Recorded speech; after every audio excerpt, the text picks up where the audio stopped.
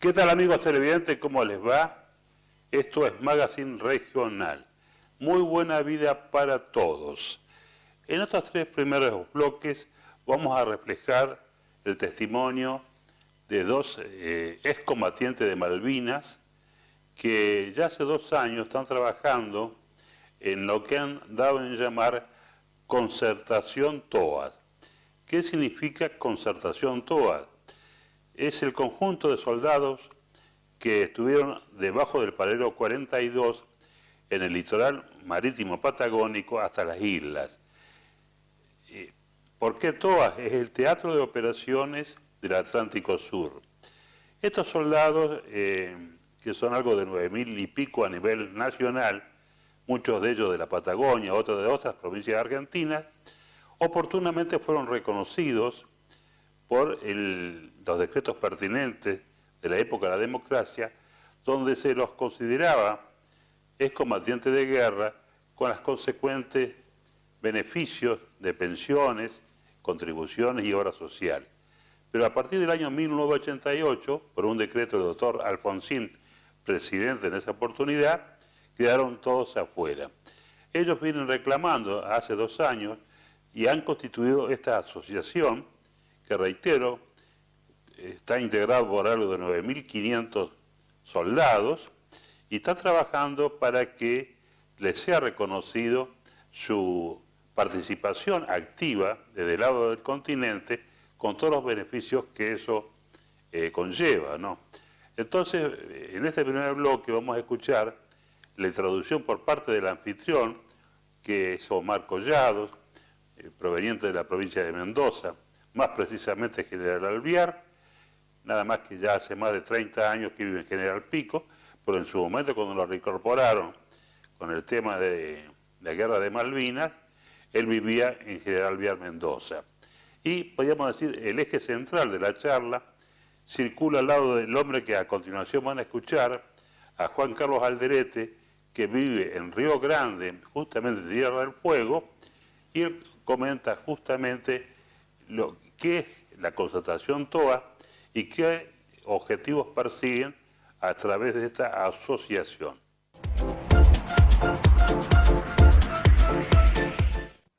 Bueno, para mí es un gusto estar conversando de General Pico, el centro geográfico de La Pampa y también, ¿por qué no?, de la Argentina. En primer lugar, lo voy a saludar a Omar Collado, que está justamente en la ciudad de General Pico. Omar, buenas tardes, ¿cómo te va? ¿Cómo te va, Carlos? Buenas tardes. Un gusto estar con vos. Igualmente para mí, Omar. Vamos a saludar al hombre que está más al sur, allá en Tierra del Fuego, a Juan Carlos Alderete. Juan Carlos, ¿qué tal? Buenos días, ¿cómo te va? Buenas tardes, no sé cómo será para vos. ¿Qué tal, Carlos? Omar, buenas tardes. Acá desde Río Grande, hoy día soleado, un gusto.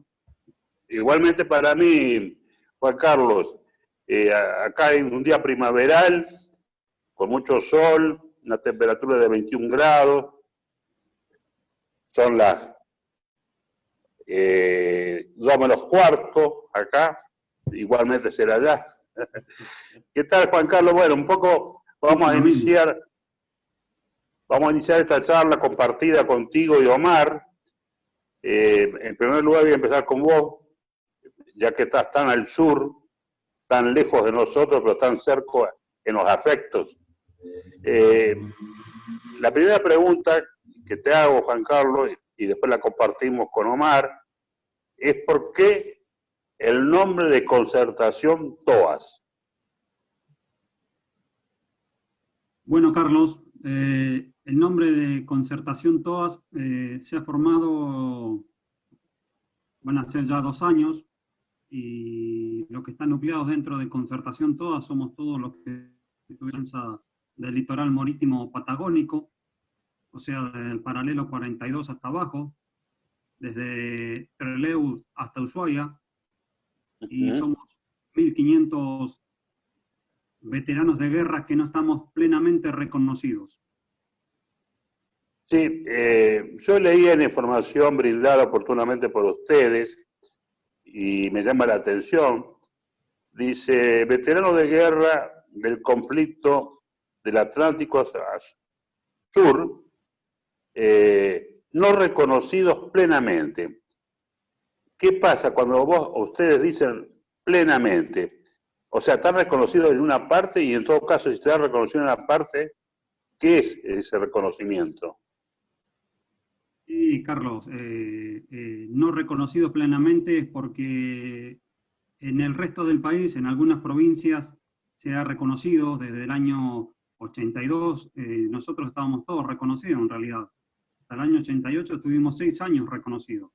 Después por un decreto inconstitucional, el 509/88, nos terminan desplazando 12 millas mar adentro y terminamos quedando afuera los 9.500 que estuvimos en defensa del litoral marítimo patagónico. Por eso en algunas provincias, algunos gobiernos provinciales han reconocido a sus soldados con el reconocimiento moral e histórico. Algunos tienen una pequeña pensión económica, en algunas provincias también tienen una obra social que es fundamental por la edad que tenemos hoy.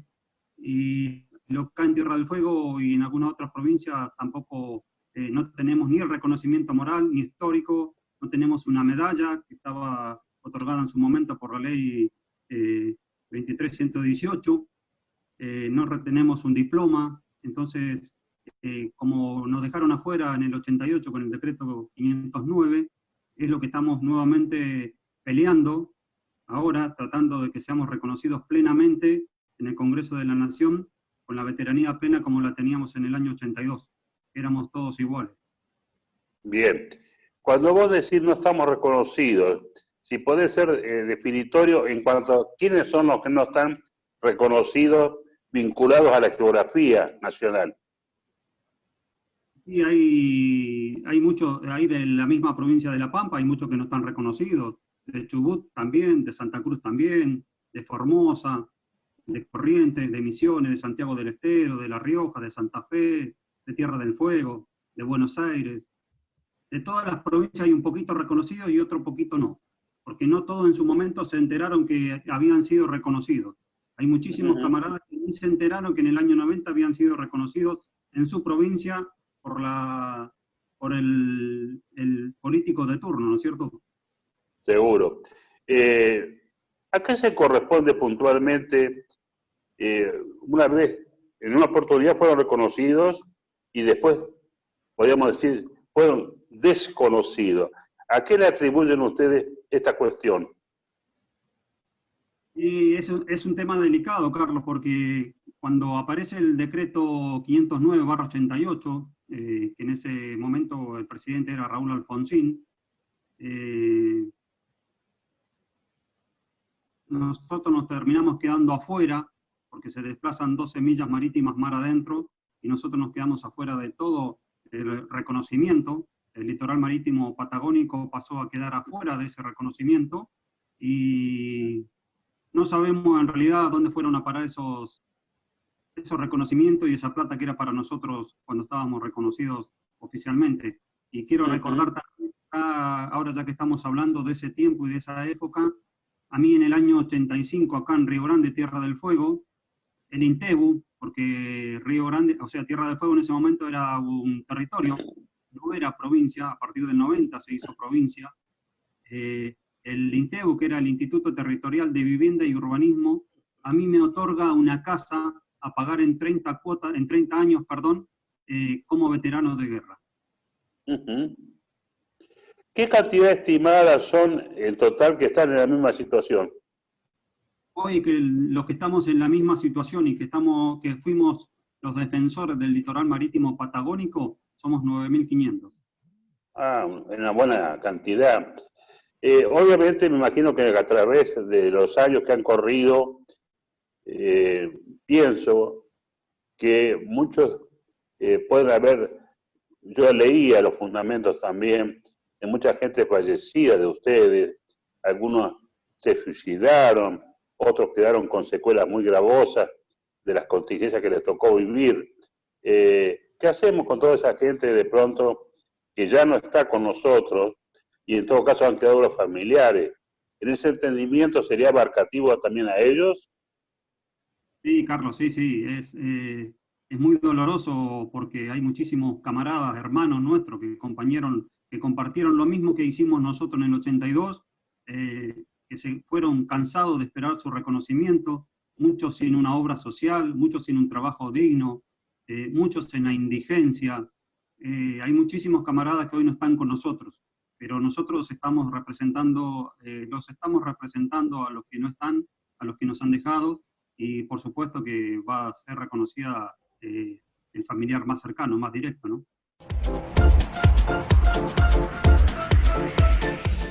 Inmobiliaria Bertino, del martillero público y corredor de comercio Federico Bertino.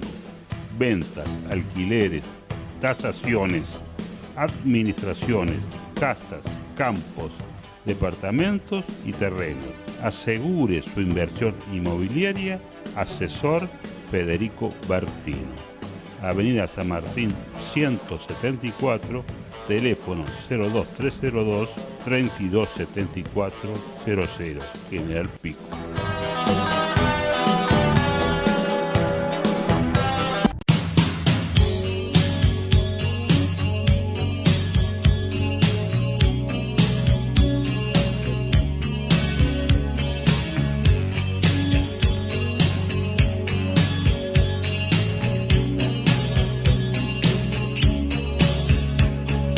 Every time I think of you,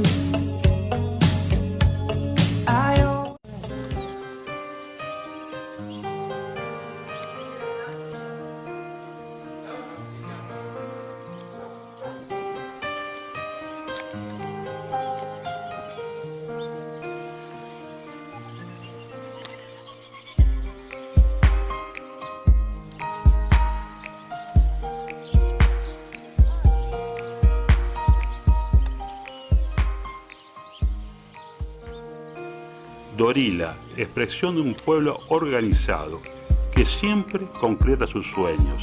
Natalia Holman, intendenta.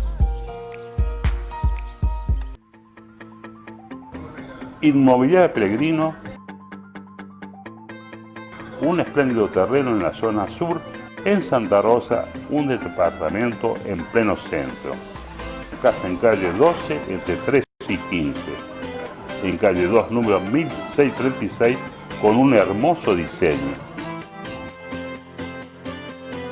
Consultas a nuestros teléfonos en pie de pantalla, o personalmente. Inmobiliaria Pellegrino.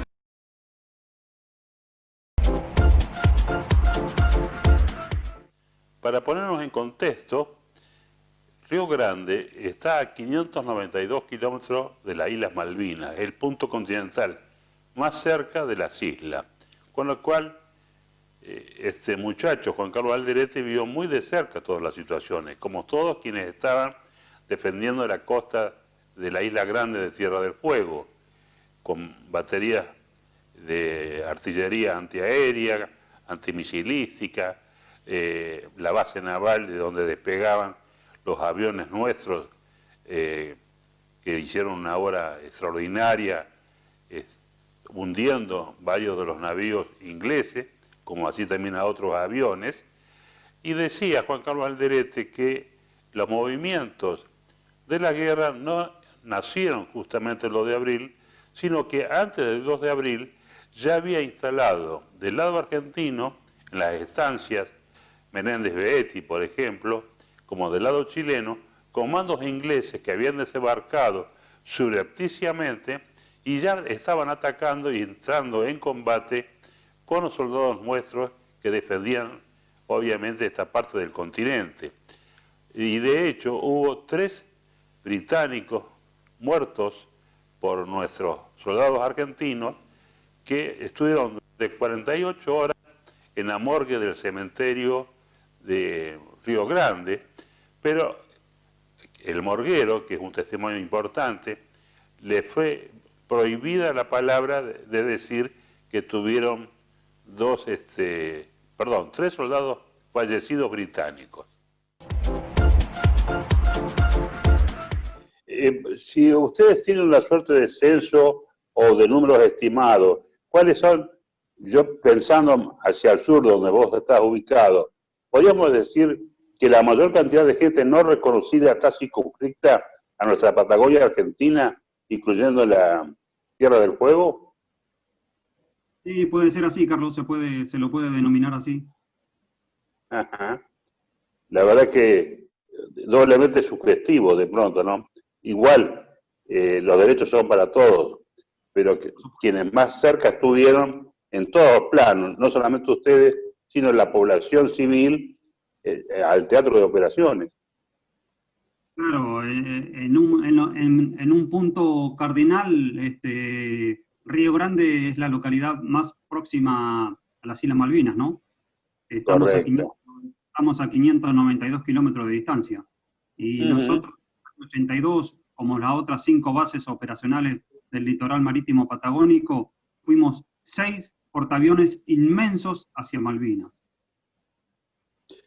Vos, la otra vez, en una charla que mantuvimos antes de la concreción de este programa, me manifestabas que la guerra de Malvinas no arrancó el 2 de abril, sino que empezó mucho antes con la presencia de comandos ingleses en lugares continentales nuestros. Claro, perfecto, Carlos. Después del 3 de abril, que es el último día que se recupera Georgias, que lo recuperan 40 infantes de mi batallón, del Batallón de Infantería de Marina número 1, donde mueren 2 amigos muy íntimos míos, camaradas, hermanos, por así decirlo, Mario Almonacid Vargas, de Comodoro Rivadavia, y Jorge Néstor Aguirre, de Paso Aguirre, Neuquén. Ellos mueren el 3 de abril en Georgia, recuperando Georgias.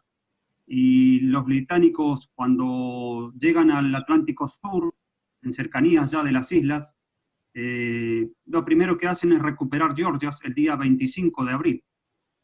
Y ahí muere el suboficial primero electricista, que era tripulante del submarino Ara Santa Fe, Félix Oscar Artuso. Fue asesinado, fue asesinado. No fue muerto en combate. Lo asesinó un Royal Marine, porque se le dio la gana. También oportunamente me enviaste imágenes de los lugares que estaban ustedes, podríamos decir, haciendo el aguante a nuestra soberanía. Esos inmensos zanjones, por decirlo de un modo, tiene un nombre muy claro, que sería interesante que vos lo aclararas, porque realmente no eran suites presidenciales esas. Y precisamente, la mayoría eran pozos de zorro, eran trincheras, eran los búnker. Nosotros estuvimos en defensa y apostados en el año 80, defendiendo la base aeronaval, estuvimos en el Cabo Peña, estuvimos en Caleta La Misión, estuvimos en el Centro Deportivo Municipal, en la estancia José Menéndez, en la estancia María Betty, en la estancia Sara, estuvimos en el ex campamento YPF en su momento, en el Hito 1, Hito 19, que es frontera con Chile, la misión salesiana, la Oveja Negra, puesto El Tropezón, puesto de la comisaría Radman, puesto Río Chico, puesto San Sebastián, y el río Candelaria, que estaba a 2 kilómetros de donde estábamos apostados nosotros, que era la estancia José Menéndez. En todos esos lugares habían unidades militares, estábamos al mando de la Brigada de Infantería de Marina, que estaba en la Oveja Negra, al mando del capitán de navío Carlos Miguel Pita. Nosotros, la primera noche que salimos en defensa de Río Grande fue el 16 de mayo.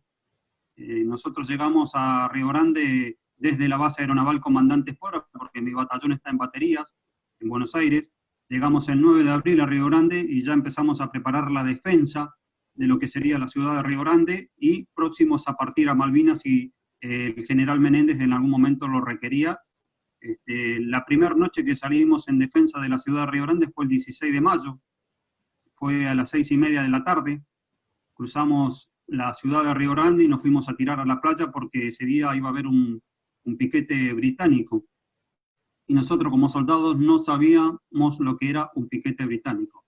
Estábamos todos tirados casco y fusil, apuntando hacia el mar, estaba nevado, había escarchado, estuvimos hasta la 1:30 de la mañana tirados ahí cuerpo a tierra, después pasaba un cabo segundo, un cabo primero y nos pateaba desde atrás y decía, no se duerma soldado, no se duerma que lo van a degollar. A las 1:30 llegan los camiones, por supuesto que los camiones no se les veían las luces porque tenían un bigote abajo en la luz que lo hacía alumbrar hacia abajo y no hacia arriba, porque no se tenían que ver las luces. Subimos a los camiones, volvemos a la estancia, en la estancia nos esperaba un chocolate caliente, y ahí llega un cabo principal, y nosotros nos animamos a preguntarle qué era lo que estábamos haciendo en la playa, y me dijo que era un desembarco británico y que habían buques que estaban con intenciones de bombardear la ciudad de Río Grande. Realmente es sorprendente el testimonio del morguero cuando habla de creo que 3 comandos ingleses, ¿no?, que fueron abatidos, que después... Claro, perdón, Carlos, sí, hay 2 testimonios en realidad que se enlazan con los 3 británicos que habla el morguero. El morguero, Ricardo Pisano, del año 82, es conocido mío porque somos fueguinos, somos nacidos acá en Río Grande. Él era amigo de su papá, era amigo de mi papá y nosotros por ende éramos amigos también. Pero él en el año 82 estaba encargado de la morgue y el día 18 de mayo, en horas de la tarde, él recibe 3 cuerpos británicos, ¿sí?, que lo lleva el cabo principal Moyano. Y esta es una novedad porque yo hasta este momento nunca lo había nombrado este cabo, pero lo vamos a nombrar porque por ahí lo escucha alguien, lo conoce y le dice que yo lo he nombrado en este Zoom. El cabo principal Moyano lleva los 3 cuerpos a la morgue del hospital donde lo recibe Pisano, y ahí automáticamente le piden la llave de Pisano y quedan los 3 cuerpos británicos por 48 horas dentro de la morgue. Después de eso, le entregan la llave a Pisano. Pisano dice, bueno, ahora voy a tener que ir a limpiar todo el barro y la sangre que trajeron los británicos, y cuando abre la morgue y todo eso se encuentra que estaba todo limpio.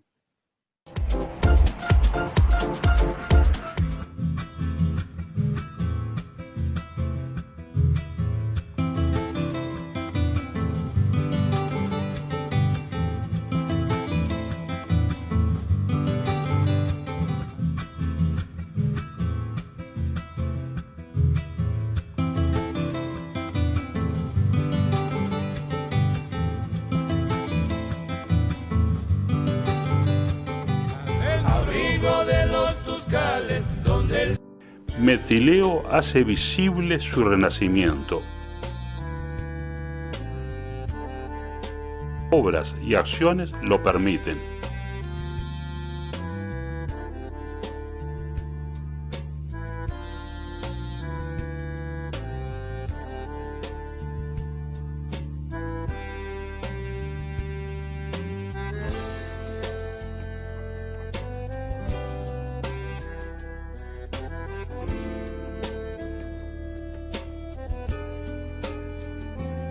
Gestión Juan Carlos Pavoni.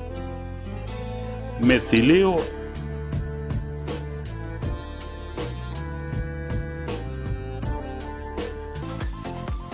Speluzzi vive creciendo.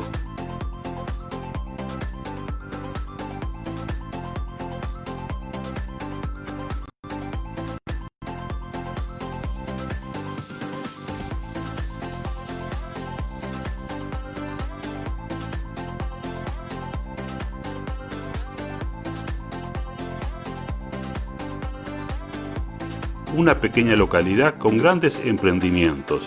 Gestión Luis Fredes.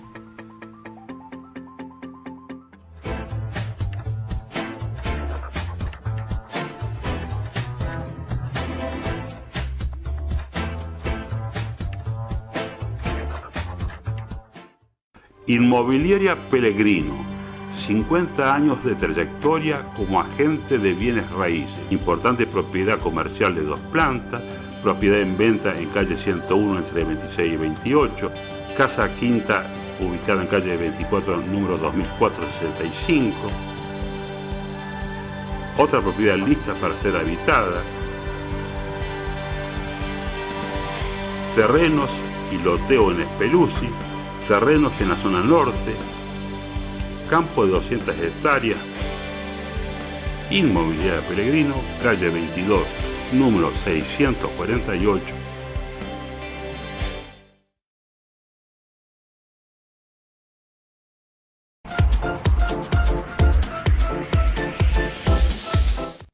Y cerramos el tercer bloque con palabras de Juan Carlos Alderete,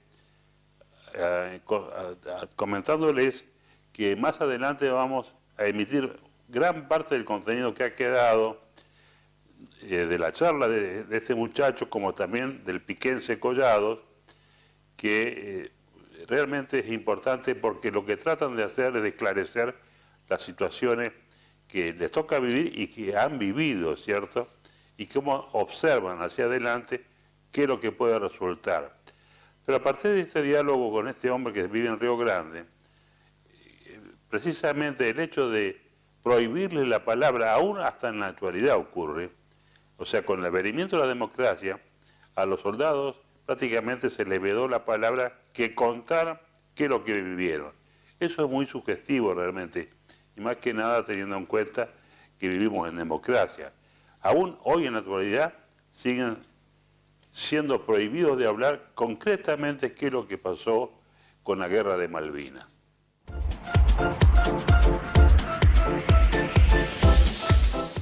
Ahí podríamos decir que es uno de los primeros actos de ocultamiento de parte de las fuerzas argentinas, de los cuerpos directivos a los hechos sucedidos, ¿no?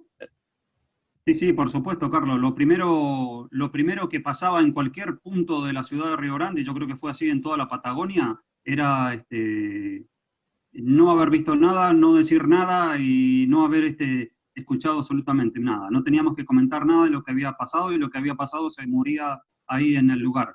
Y con ese mismo caso, tenemos al camarada Diego Alegre, que también él relata, porque yo lo estuve entrevistando el año pasado. Yo tengo un programa de radio también hace 7 años acá, Carlos.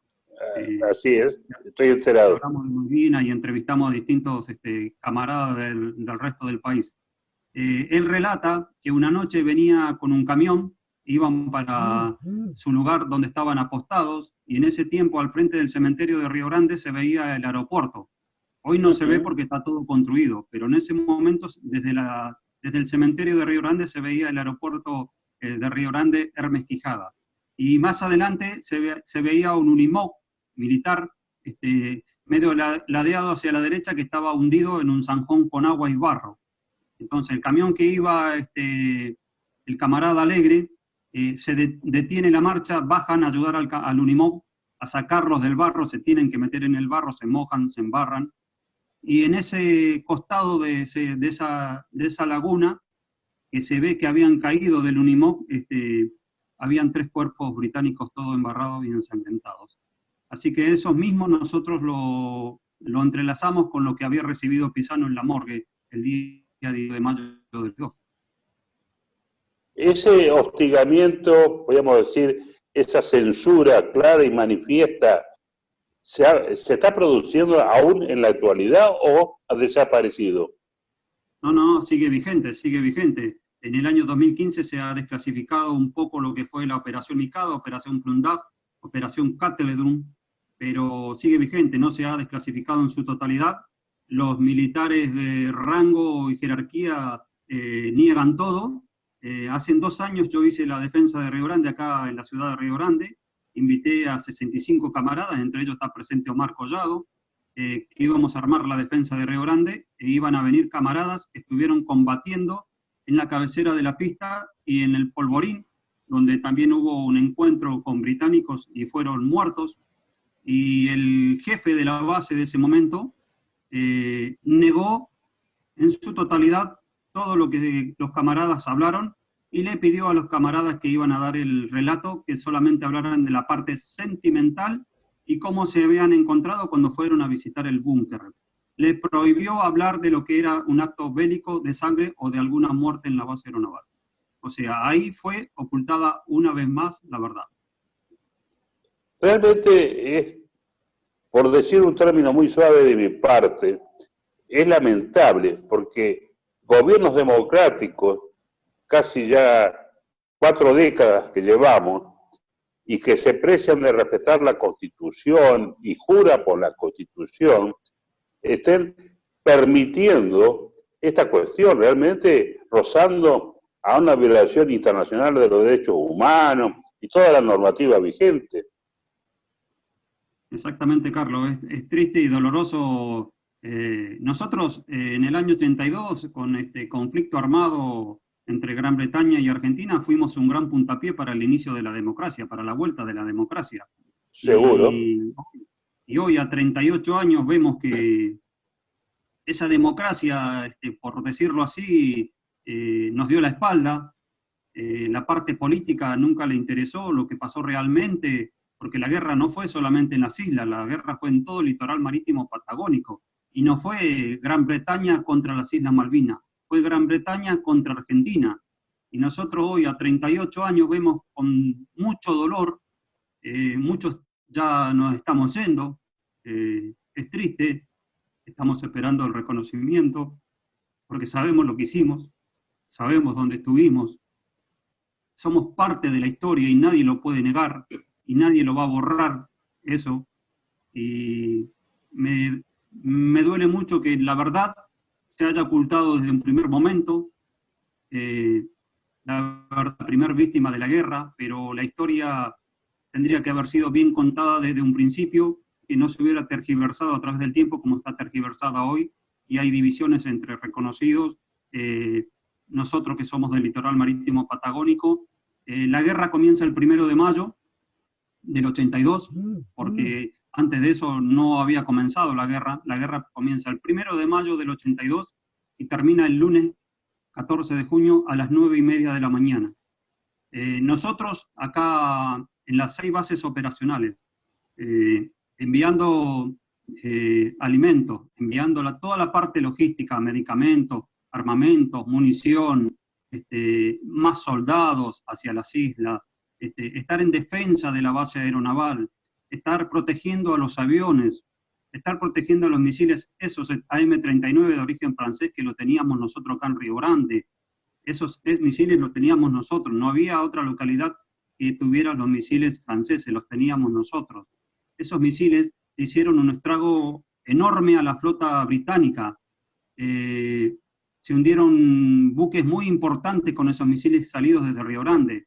Y nosotros fuimos los que estuvimos custodiando ese armamento. Nosotros sacamos a pulso los aviones de la base aeronaval, muchas veces afuera en la ruta, y una noche se los trajo hasta la ciudad de Río Grande, que está a 5 kilómetros de la base aeronaval, porque se temía por algún ataque del SAS o el SBS británico, que son Fuerza Elite, para que destruyeran eso. Si nosotros, en el litoral marítimo patagónico, no hubiéramos estado custodiando las bases, protegiéndolas y llevando a cabo esos ataques que nosotros custodiábamos, y se le hizo tanto daño a la flota británica, si nosotros no hubiéramos estado en las 6 bases operacionales, la guerra comenzaba el 1 de mayo y terminaba el 1 de mayo. Con un éxito para nosotros. Perfecto. Y no la pérdida de vida que hubo. Exactamente, exactamente.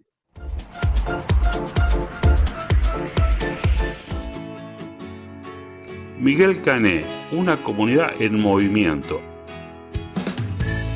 Acciones para el desarrollo social. Miguel Cané es un municipio y pueblo saludable.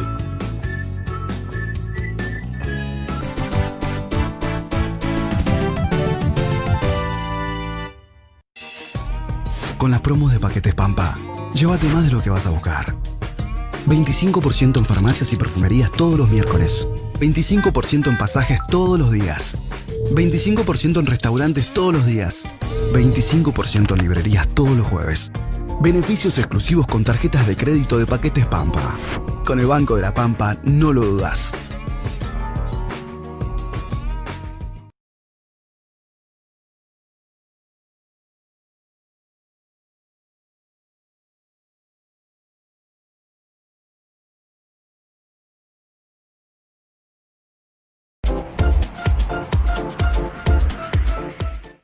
Ahora vamos a escuchar a Cristian Rodríguez, que es historiador de acá de Pico, que es el presidente actual de la Asociación de Historiadores de los Pueblos del Norte Pampeano, y nos comenta cómo nació este movimiento allá por el año 2001, hasta que fue adquiriendo forma, y el año pasado, justamente en Hilario Lagos, tuvieron la posibilidad de constituirse en asociación. En estos días, en estas horas, se están haciendo la presentación del libro número 14, que contiene historias de los distintos pueblos del norte de la provincia, presentado por distintos, valga la redundancia, historiadores, investigadores, de Ingeniero Luigi, de Rancul, de Relicó, de La Rudé, de Lagos, o sea, de Quemú, de todos los pueblos que tienen una referencia en el norte de la provincia. Es un libro que ya está en venta, creo que se agotó la edición y van por una segunda impresión. Bueno, para mí siempre es un gusto estar conversando con un amigo ya de largo tiempo, Cristian Rodríguez, a la postre historiador y presidente de la Asociación Civil Historiadores del Norte Pampeano. Siempre tuve para preguntarte, ¿por qué hizo el logotipo de las huellas asentadas en la tierra? Bueno, en realidad, vos lo dijiste, es un logo. Nuestro escudo tiene que ver con una lechuza que está sobre un par de libros, tiene toda una simbología, tiene heráldica como corresponde a lo que es el escudo de la institución, como tiene también el de la Junta de Historia Piquense. Que también es de mi autoría. El tema está en que eso fue algo lindo que presentó el señor Norberto Amateis, de Ingeniero Luigi. Nos pareció algo nuevo, innovador, algo lindo, y justamente tiene que ver con eso, con los pasos a seguir.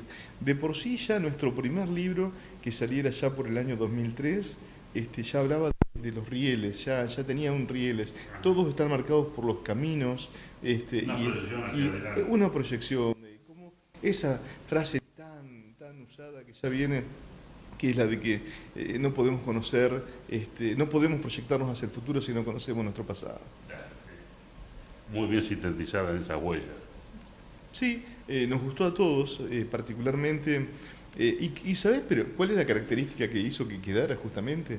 Nuestro secretario por entonces, Homero González, el cual vos lo conociste, de La Rudé, muy conocido en el ámbito periodístico y demás, que lamentablemente nos dejó ahora el 8 de junio, físicamente digo, porque él está, Homero sigue estando, es más, en este libro que sale ahora, él es protagonista, porque está dedicado a él.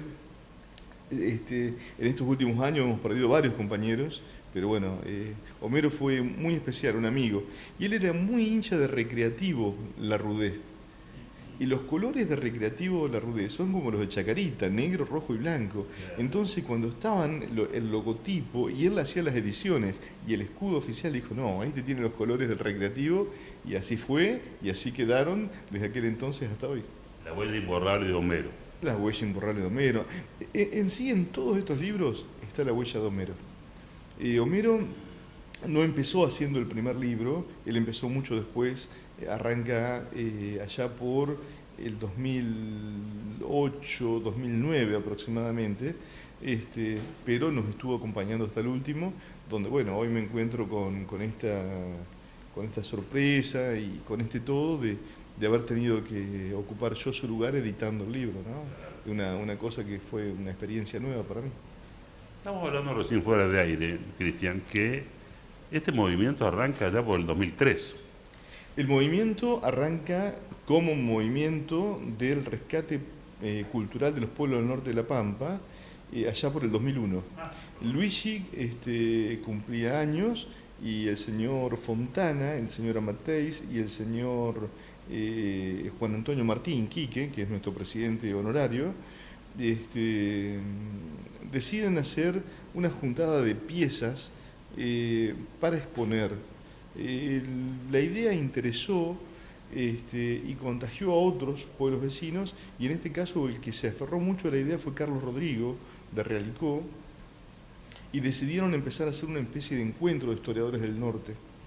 El primer encuentro se dio allá por el 2003, como vos decías, en la localidad de Rancul, y bueno, a partir de ese momento, ininterrumpidamente, los pagos del amigo Lucho Usay, y el señor Talone también, que bueno, lamentablemente dejó de existir el año pasado por un hecho por todos conocidos. Él era parte de nuestro movimiento y continúa hasta hoy, ¿no? El año pasado cambió, después de una asamblea bastante importante, la característica de este grupo, y ya dejó de ser un grupo de amigos que nos juntábamos en un movimiento del norte pampeano para pasar a ser una institución. Por eso nos llamamos ahora Asociación Civil Historiadores del Norte Pampeano. Cada encuentro ha sido sintetizado en un libro. De hecho, vos tenés ahí Las memorias. el total de 13 libros.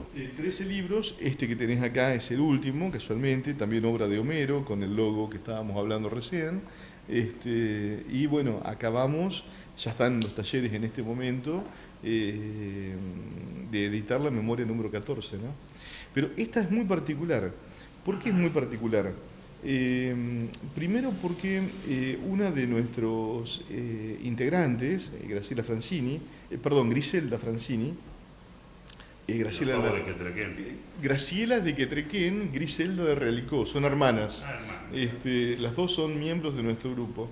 Le propone en alguna oportunidad a Homero decir por qué no dejar las memorias de lo que fue este año tan particular que es del COVID-19, de la pandemia. ¿Por qué? Porque creía que a futuro mucha gente iba a recordar esto como un hecho especial. Aparte es la primera realmente pandemia que tenemos. Las otras han sido endemias, pero no pandemia. Que haya tomado el globo es la primera vez. Muchas veces se la compara con la gripe española, que haya tomado el globo es la primera vez. Entonces nos pareció un hecho histórico. Y estábamos trazados justamente por ello. Entonces se decidió que en una parte van a estar los libros históricos que tienen que ver con las investigaciones, que tienen que ver con la historia de los pueblos, hechos anecdóticos, como es la historia que nos gusta hacer a nosotros, y por otro lado va a estar justamente en el mismo libro incluido los relatos referidos a la pandemia, donde hemos encontrado un total de 50 interesados, los cuales han escrito cosas muy lindas.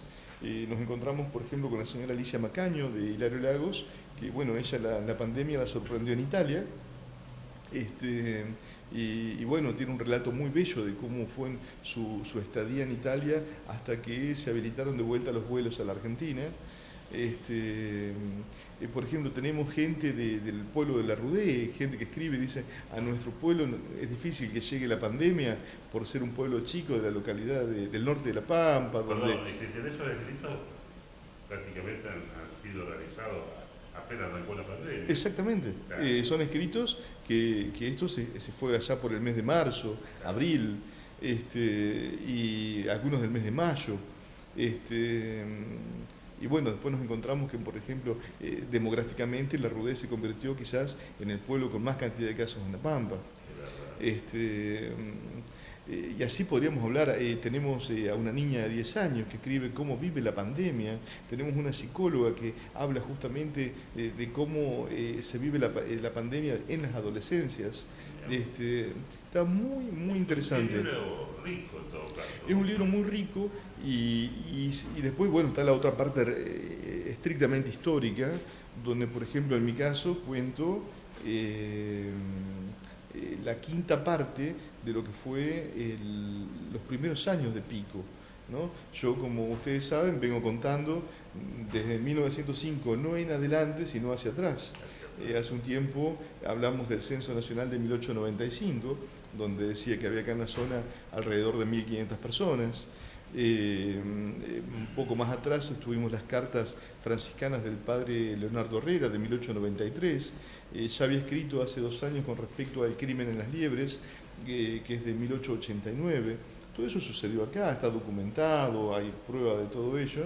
Y en este cuento justamente el hallazgo del apeadero ferroviario las liebres ahí en el campo que fuera del extinto presidente Manuel Quintana, ¿no?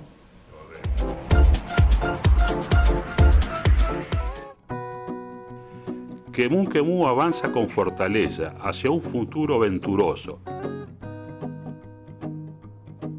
Con la fuerza de su historia, con un presente fabril y con un futuro sustentable. Quemú Quemú es desarrollo permanente.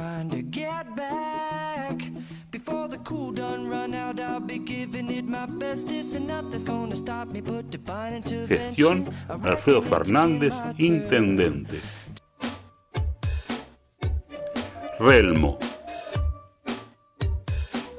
Una localidad pequeña, bella y ordenada. Relmo, un lugar para vivir.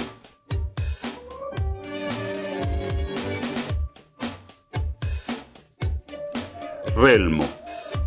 Gestión Néstor González.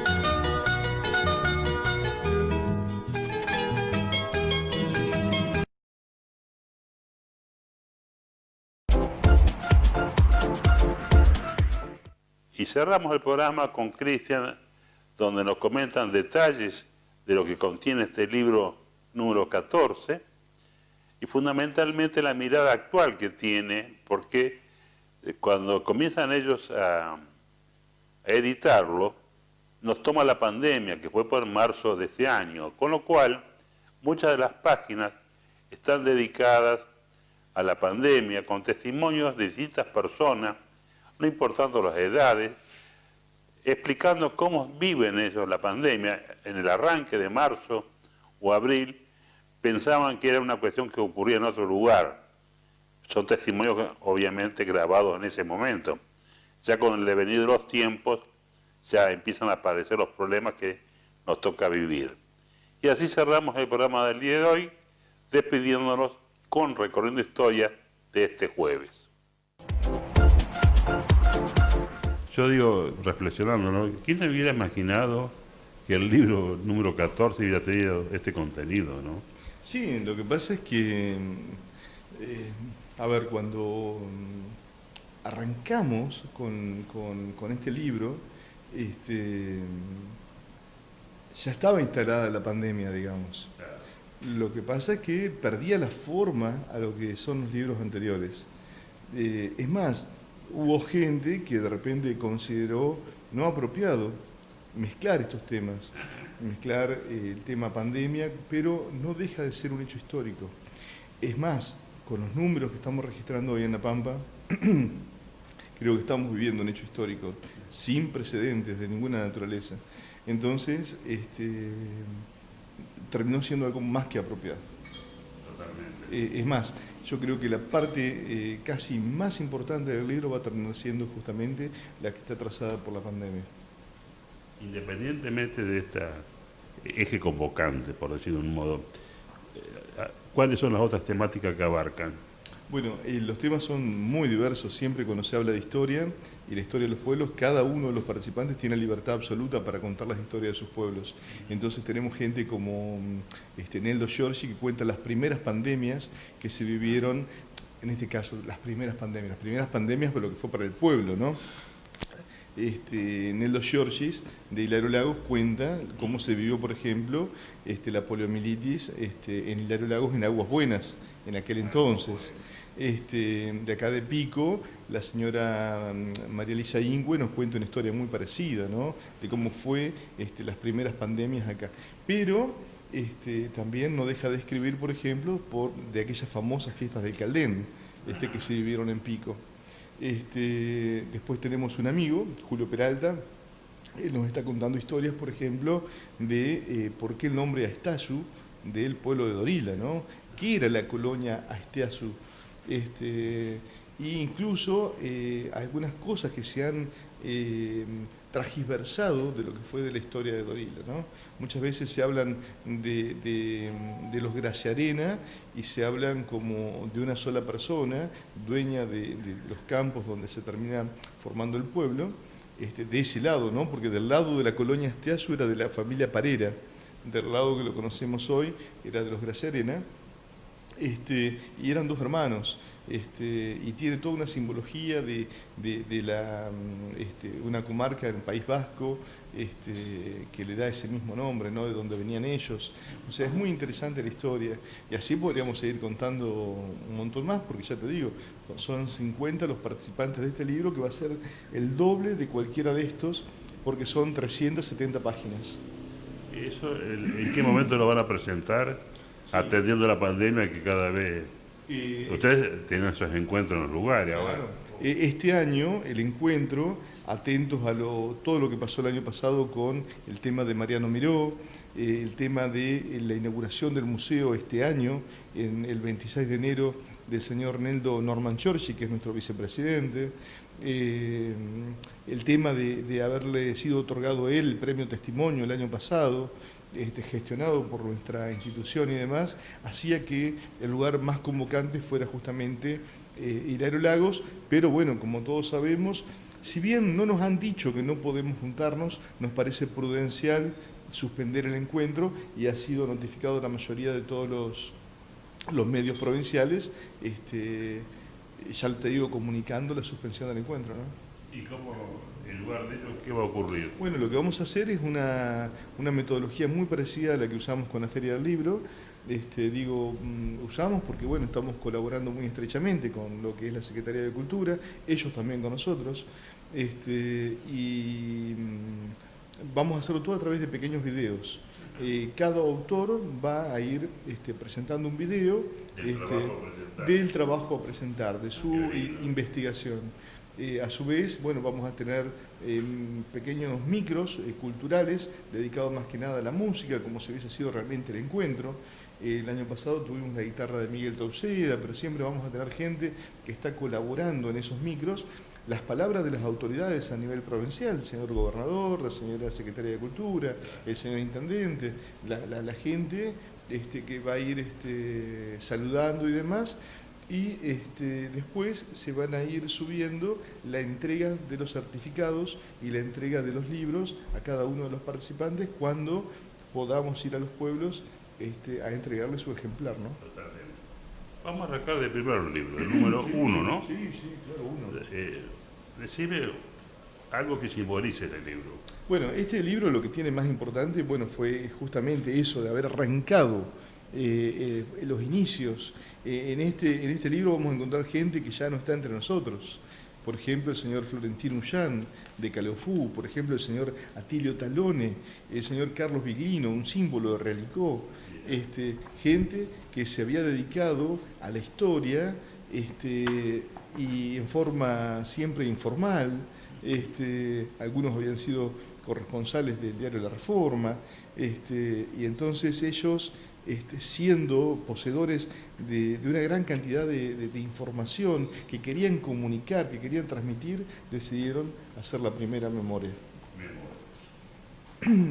Bueno, así sucesivamente, cuando pasamos al encuentro 2, el encuentro 2 se hizo en la localidad de Quetrequén, también en el mes de octubre, pero ya del año 2004, y bueno, en él se sumó la familia Francini. Digo la familia porque está Graciela, Griselda, Ricardo Francini, se sumó gente de Parera, por ejemplo el señor Omar Rodríguez de Parera, que tiene el museo privado más importante de La Pampa, la colección privada más importante de La Pampa. En ese museo vas a encontrar absolutamente de todo. El Tordillo.